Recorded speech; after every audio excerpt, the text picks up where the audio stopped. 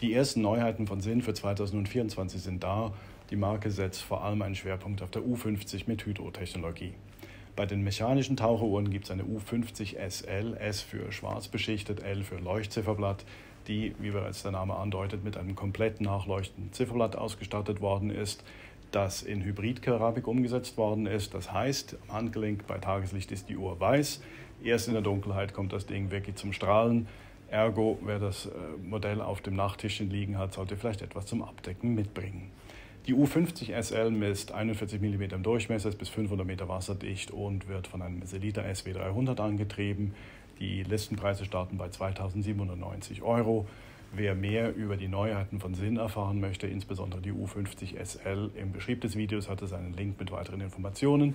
Wer Fragen hat, kann wie immer gerne das Kommentarfeld benutzen. Ich freue mich über Feedback, jede Form, insbesondere ein Subscribe und natürlich ein Like.